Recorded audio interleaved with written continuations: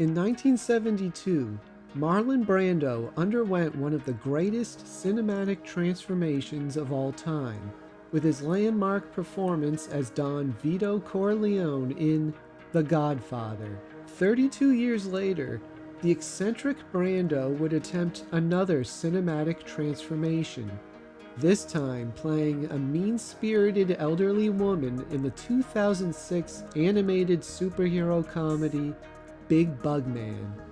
With Brendan Fraser voicing the lead character, this $20 million production took an unexpected journey from creation to obscurity, joining the ranks of the Unreleasables.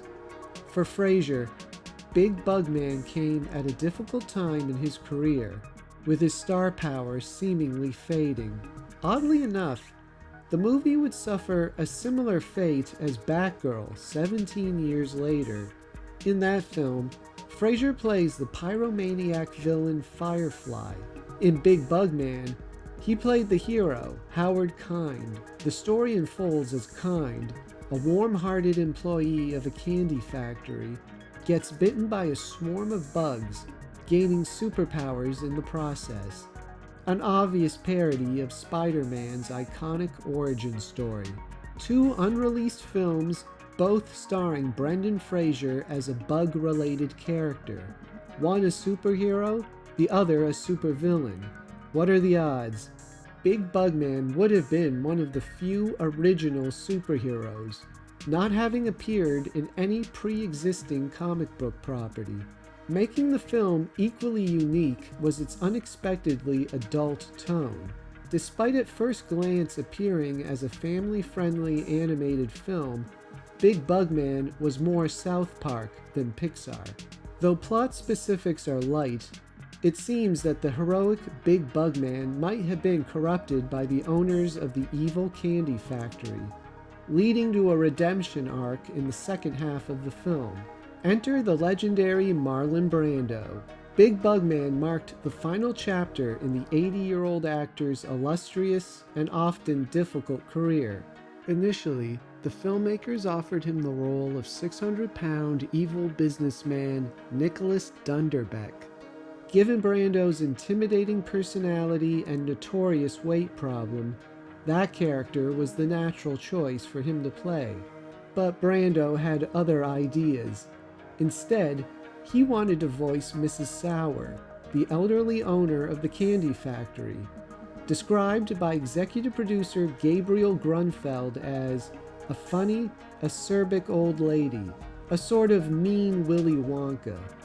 As it turns out, Brando had nursed a lifelong desire to play a woman. The filmmakers agreed, and when they arrived at Brando's home to record his dialogue, they found the method actor decked out in a dress, a garish blonde wig, red gloves, and full makeup. He was described as looking like Ronald McDonald in drag. Brando stayed in character, posing and even using effeminate mannerisms. This was Marlon Brando, after all, who was just as well known for his erratic and baffling creative choices as for his actual acting talent. Despite needing an oxygen tank for 6 hours a day by this point, Brando loved playing Mrs. Sauer, reportedly calling it the most enjoyable time he had on a film since playing Julius Caesar 5 decades earlier. With just 3 scenes in the film, Brando recorded all of his dialogue in a single day, June 10, 2004. A mere 3 weeks later, on July 1st, Brando passed away of respiratory failure. A number of media reports following Brando's death mentioned Big Bug Man as his final film credit, the bizarre role seeming to exemplify the actor's more outlandish tendencies. But after 2004, news of the film itself all but vanished. Initially set for a 2006 release, Big Bug Man faced delay after delay. 2007, then 2008, and then nothing. Despite boasting completed character designs, a noteworthy cast, and a substantial budget, Big Bug Man disappeared from the public eye.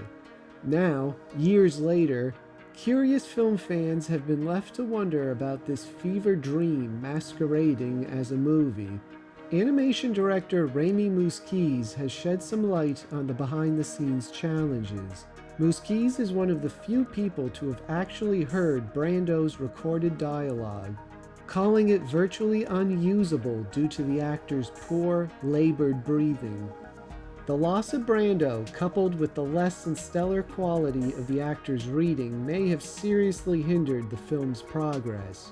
But, according to Muskies, the true stumbling block was money. On his Tumblr page, Muskies wrote, "I worked for a year on the movie as head of story, and what a story it was. It was written by Bob Benditson and was hilarious. These character designs were by Peter Shin. BBM has the distinction of being Marlon Brando's last performance as the voice of Mrs. Sauer. Brendan Fraser was Howard Kind, and Andre 3000 was Sidney Looper. The financing never gelled. It's a terrible shame.